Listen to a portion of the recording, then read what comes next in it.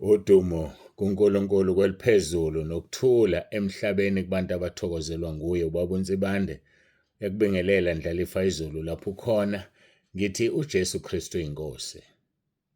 Simbonga kakhulu uNkulunkulu bangcwele kuba siphinde sihlangane namhlanje izola sikwazanga ke ukuthi sihlangane. Umkhuhlane ungiphethe bafowethu namanje usangiphethe umkhuhlane. Ngiyacabanga ukuthi kuyashisa eRichards Bay saya kuthiwa kuphi lapha eBhamshela ngempela sonto.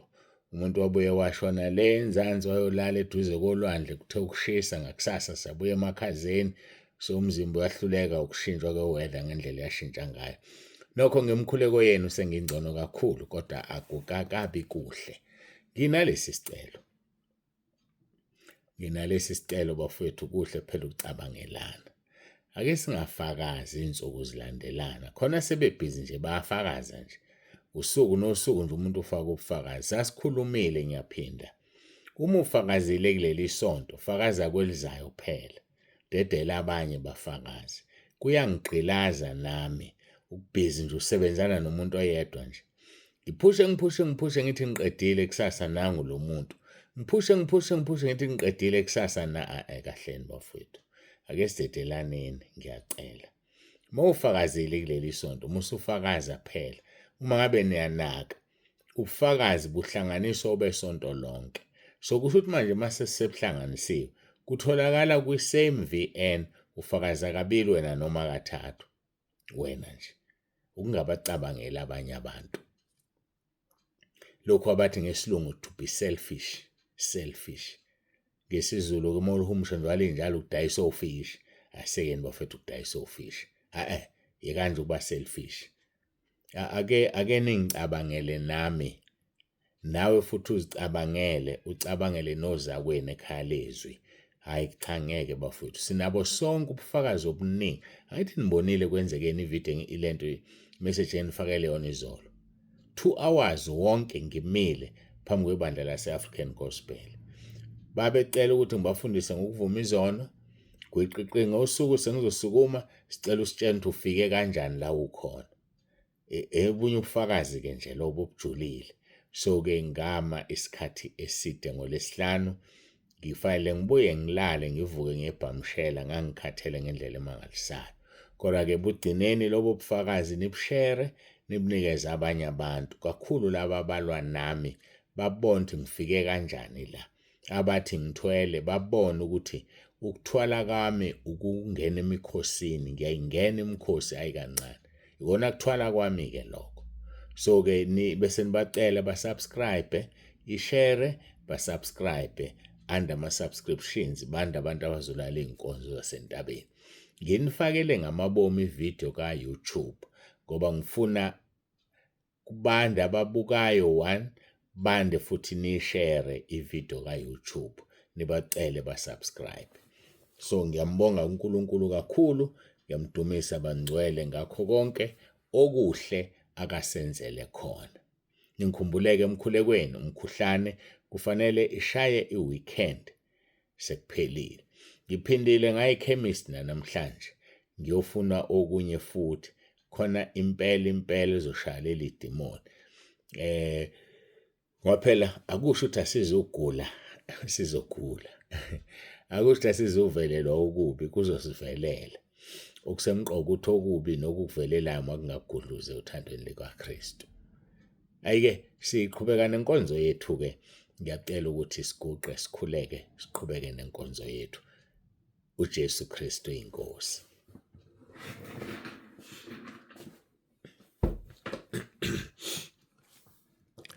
Baba egameni likaJesu siyathandaza siyakhuleka kuwe uNkulunkulu wami nomusa ngiyacela ube kanye nathi usifihle edwaleni linguwe. Sifihle uNkulunkulu wethu sifihle Moya Ngcwele. Ngiyakhuleka ngiyacela ngegama lenkosi uJesu Kristu ophilayo. Iba nathi ke kule nkonzo iba kanye nathi uJesu Kristu inkosi. Amen.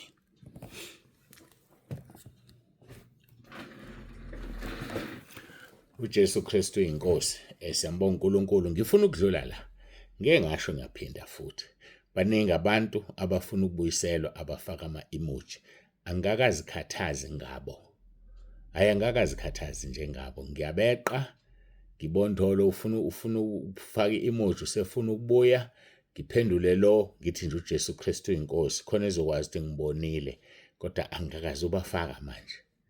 Ngifuna nje kwazeke lokho kucace, bayangifukuzisa, angikaze ubafaka manje. Laba abantu abafaka ama-emoji ake bengixolele nje kancane. Ubonga uNkulunkulu uma ubuyelile, ubonge nje uNkulunkulu uma ubuyelile, uyeke ukungaqapheli. Sesikhulume kakhulu ngalento, sesikhulume kakhulu. So-ke ake bengixolele nje. Kulungile nini enibasubmitha basubmitheni, kodwa uma ingangeni manje nakusasa na-next week uzobe kungasho ukuthi akasezungena.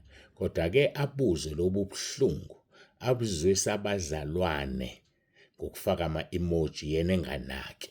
Yazi aphendule nje kube lula, angibonanga ukuthi ingene kanjani. So uma ungabonanga ingene kanjani usazophinda futhi. Ake usizwe isikhala sekhalezo sikhona noma sikho. Uma ubona ukuthi asikho, sengithumelile mina ngithi buyisela ungabuyeli. Ngoba usibona ungabuyeli nje ngoba uzophinda ufake i-emoji. Ungabuyeli. Kodwa njengamanje nje usezwa ubuhlungu bokufaka i-emoji. Angizukubuyisela, angakaze ubabuyisela manje, angazi ngizobabuyisela nini.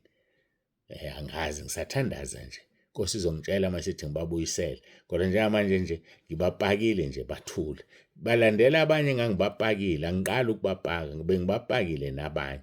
Ngisabapakile-ke nje bonke laba baleli isonto. Khona ababajoyinayo. Namhlanje nje ngicabanga ukuthi 3 or 4 ufaka ama-emoji sengukhiphile namhlanje. So-ke bazobajoyina boze bavuthuke baphele. Kodwa ngiyasaba ngoba ngahle kwenzeke bafidwe yilento yokuthi kusukela mhla ka-1 ufake i-emoji akasaphindeli. Ayike bengidlula lapho. Nina eniletha abantu, you should be ashamed. Befanele nje nibe namahloni okuletha umuntu ufake i-emoji. Nibe nje namahloni. Sekukhulunywe kanganga ama-emoji. Since the inception of ikhalezwe 2026 March 2020 kukhulunywa ngento eyodwa nje ama-emoji kuze kube manje. Nina enifaka abantu bese ningabatsheli ngama-emoji, bekufanele ngabe unamahloni okungabatshela abantu ngama-emoji. Bekufanele nje ube namahloni. Ayike bengidlula lapho, ngifuna izwakala icace indaba yama-emoji uze bangabikho abangibeleselayo. Abanye-ke sebetshela abantu abaningi. Uma ecela uperson A, kusasa ucela uperson B, kusasa ucela uperson 3. Cha, akekho umuntu ozongena ofake i-emoji okwamanje. Hayi uzokuhlale nje sivuleke isikhala seyinkonzo kuze kufike la ukwazi ukuqaphela khona ungaphinde ufake i-emoji. Ngiyabonga. Asiyezwini lenkosi. Mateyu chapter 5 uverse 14. Nina ningukukhanya kwezwe, umuzi wakhe entabeni ngesitheke. Nomuntu kasokheli isibani asibeke phansi kwesitsha. Kodwa usifaka othini khona siyakubakhanyisela bonke abasendlini. Kanjalo makukhanye ukukhanya kwenu phambi kwabantu ukuba babone imisebenzi yenu emihle badumise uYihlo osezulwini. Makukhanye ukukhanya kwenu phambi kwabantu. Uyakhanya yini wena? Cabanga uma ufaka ama-emoji ukukhanya yini lokho? Uyakhanya yini wena? Wena nje uma ucabanga uyakhanya yini? Uyakhanya yini? Wena-ke ocelela abantu abafaka ama-emoji uma ucabanga nje wena uyakhanya yini wena? Wena nje ubhizi ucelela abantu abona ngamabomu. Uyakhanya yini wena uma ucabanga? Ucelela abantu nje bafaka ama-emoji, bafaka ama-emoji, uyakhanya yini wena? Akukhanya ukukhanya kwakho phambi kwabantu babona imisebenzi emihle badumise uYihlo osezulwini. Izolo-ke kukhona ivesi esilithintile. Ngifisa ukudlula futhi kulona. BaseKorinte besibili uchapter 4 uverse 6 uthi ngokuba uNkulunkulu wathi akuvele ukukhanye ebumnyameni kukhanye, nguyena owakhanyisa ezinhliziyweni zethu kuba kukhanye ukwazi inkazimulo kaNkulunkulu ebusweni bukaKristu. Ikhanyisiwe inhliziyo yakho ukuba ubone inkazimulo kaKristu.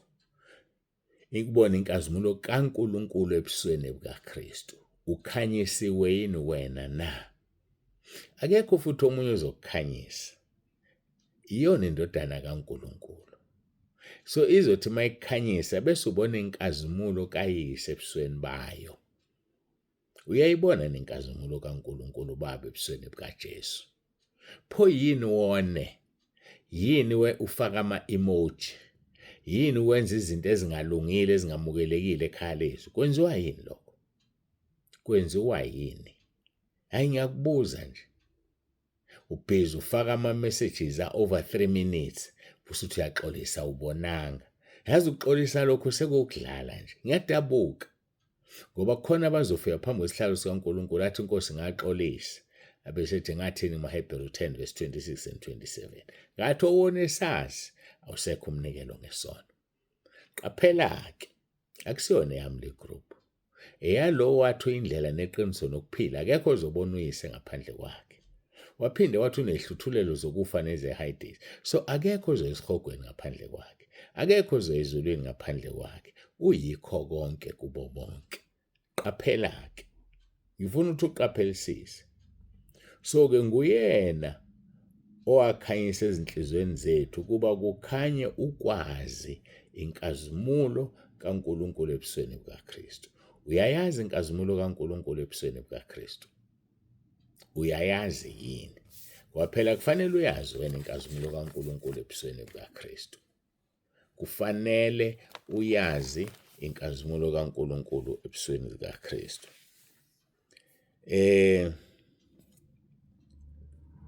Ngokuba ke u2 Peter lo. 2 Peter chapter 1 iqala kuverse 8. Ngokuba uma lezi zinto zikhona kini zivama ziyanenza ningabi ngabavilaphayo.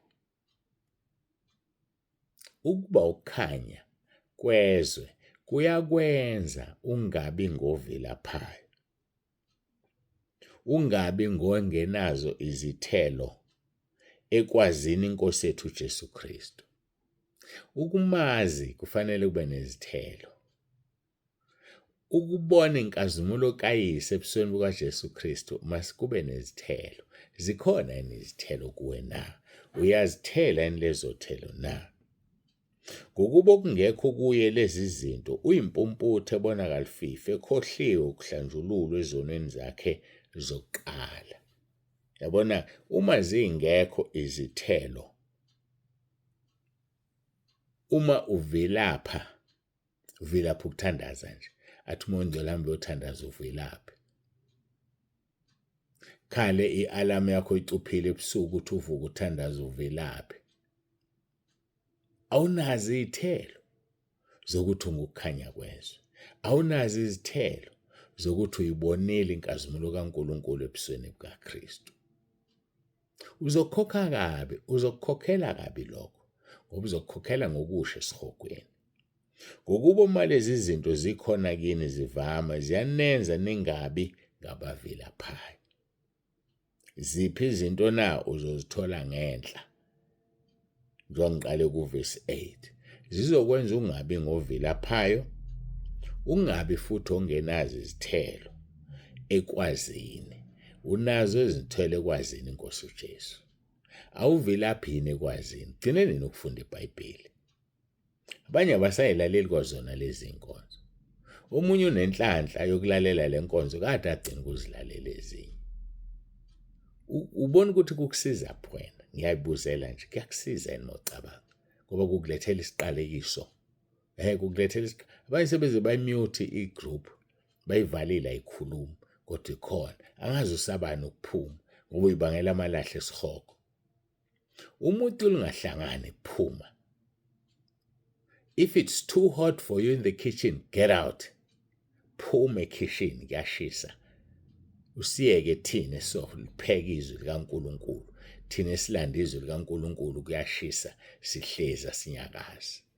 Wena uyibangela isihogo nje esikhulu nesiqalekiso sokungena kwenkonzo efonini yakho awuzilaleli. Ulanda nje isiqalekiso.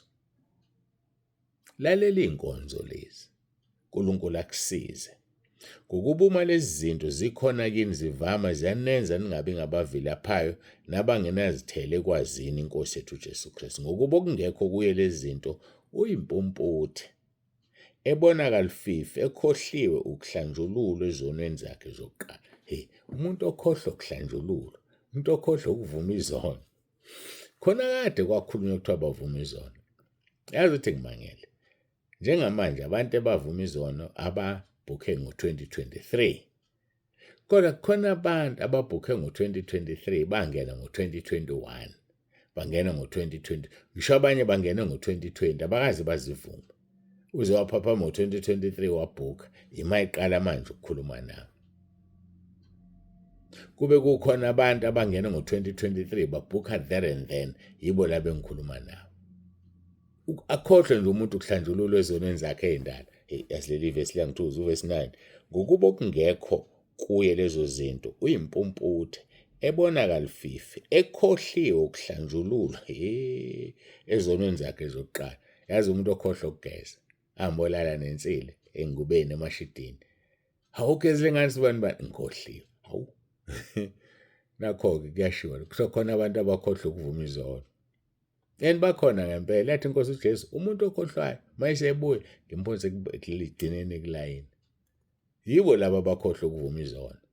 Abanye abasenayo idate, bayasaba ukucela enye idate. Asikhumbuzisani. Nginomsebenzi omningi kabi. Yazi uma ungafonile, mina ngithi ngiyabonga Nkosi ngoba sengiphusha omunye umsebenzi.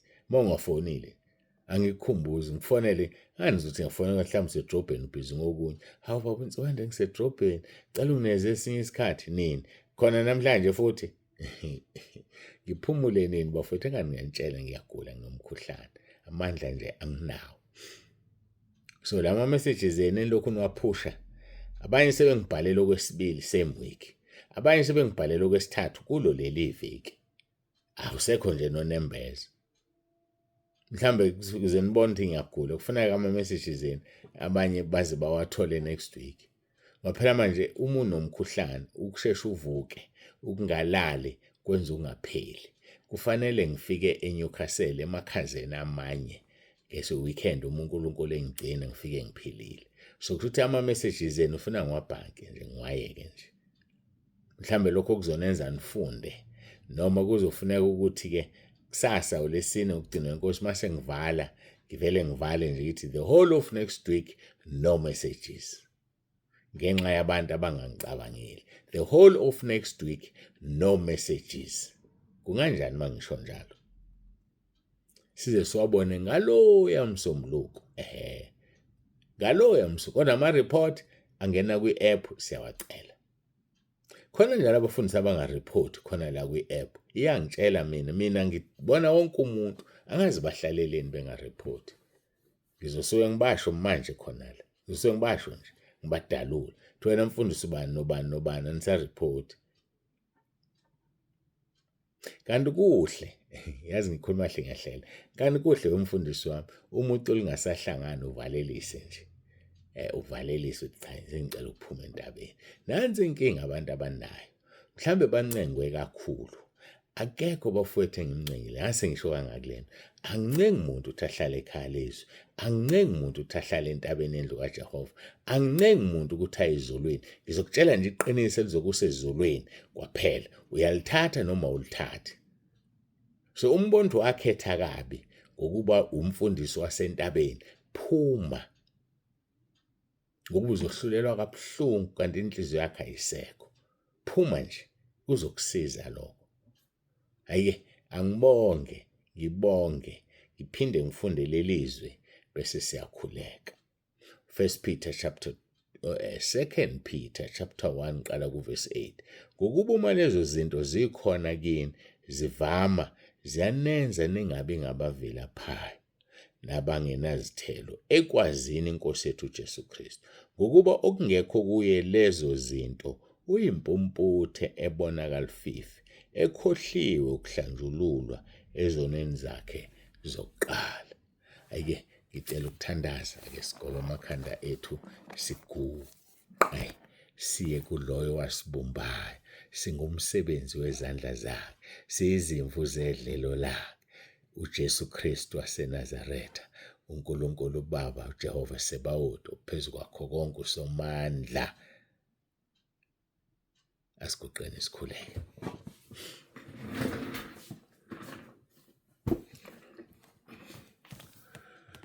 Babongcwele, babolungileyo, uNkulunkulu wethu onomusa, siyathoba phambi kobuso bakho, siyabonga ngenkonzo, siyabonga konke osenzele khona. Siza abantwana bakho, bazi Nkosi ukuthi abenzeli umuntu bazenzela bona. Konke umuntu akwenzayo uzenzela yena, usazongena ekwahlulelweni ngakho. Athembeke kuwe, hayi kunsibande. Athembeke kuwe, hayi komunye umuntu, ngoba omunye umuntu akanalo izulu, akanaso isihogo. Siyakubonga Nkulunkulu wethu ngemvuselelo nangeenkonzo sinikeza zona. Siyakubonga ngevangeli osinikeze lona. Ngiyacela Nkosi ubasize abantwana bakho, bayathanda ukuya ezulwini, bapha ukunqoba ukuba bagcine bengenile. Ngiyakhuleka Nkosi manje, khulekela bonke abagulayo ezindaweni zonke, sikwisizini embi enomkhuhlane. Baphilise Nkulunkulu wami nomusa ezindaweni zonke. Ngikhafula umlilo, ngiqalekisa umkhuhlane, ngiqalekisa izifo zonke. Angizozibiza ngamagama. Amadimoni ezifo akubantu ayakhishwa manje. Ngithuma umlilo wasezulwini mabaphiliswe. Nabathakathiwe nabasetshenziselwa imithi, namakhaya okushaywa ikhonkwane kwabethelwa, ngiyawaklina manje. Ngithuma umlilo wasezulwini, umlilo odlayo. Ngisusa zonke ikhonkwane, ngisusa wonke amadimoni, amandla obumnyama, nezingane ezilahliwe zagcatshwa aziphase ezikoleni zizophasa kulonyaka. Qalekisa wonke amadimoni nemimoya amandla obumnyama ebantwana. Bakwadliwe ihlambezo bekhulelwe, bayakhululwa manje. Ziyakhululwa lezi ingane, bayakhululwa emandleni obumnyama, bayakhululwa ekugcatshweni, bayakhululwa ekuchathweni, bayakhululwa ekulahlweni, bayakhululwa abantwana, bayakhululwa nabazali ekwenzeni ukungcola ey'nganeni zabo. Bathethelele Nkosi, baxolele. Yakhe ibandla lakhe liqinile linamandla, amasango eHadesi angayi ukulahlula. Siyakubonga-ke Nkulunkulu wethu, uthembekile ngaso sonke isikhathi izwi lakho uyalenza. Ngiyabonga Nkosi, ngiyazicwila egazini lakho, ngiqalekisa lo mkhuhlane okuyimi manje. Ngithi awunasabelo ngegama elinamandla leNkosi yethu uJesu ophilayo. Ngiyaqalekisa amandla obumnyama, ngiphilise Nkosi. Shaya weekend, uma usasithanda Nkosi siphile emhlabeni ungakasilandi. Shaya weekend siphila nabo bonke abagulayo, noma ngabe sifo sini. Abanengculazi ngiyalishintsha igazi labo ngamandla engiwanikezwe, banikwe igazi eliphilayo. Noma sifo sini bayaphiliswa. Abane-stroke bayaphiliswa. Abane-cancer bayaphiliswa. Noma ngabe sifo sini, abanama-fibroids bayaphiliswa. Liyanqamuka igazi ukopha ngoba lifunwa amadimoni. Ngegama elinamandla leNkosi yethu uJesu Kristu ophilayo. uJesu Kristu inkosi. uJesu Kristu inkosi. uJesu Kristu inkosi. Ake ukhuleke nampa baseRoma 10:9 usho emva kwami. Nkosi Jesu, phakamisa izandla lapho khona. Ngiyavuma ngomlomo wami ukuthi uyinkosi. Ngiyakholwa enhlizweni yami ukuthi uNkulunkulu wakuvusa Nkosi Jesu kwabafileyo.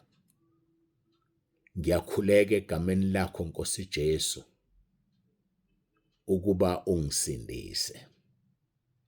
uSathane angimfuni, amadimoni angiwafuni. Ngiyacela Nkosi Jesu uphathe impilo yami, ungikhulule emandleni kaSathane. Ungilondoloze Nkosi Jesu, uzongivuse ngosuku lokugcina. Ngiyabonga egameni lakho Nkosi Jesu. Amen. Usuphilisiwe, hamba ungabusona. Usuphulukisiwe, kuningi ukuhle uNkulunkulu akwenzele khona. Hamba ungabusona, ususindisiwe.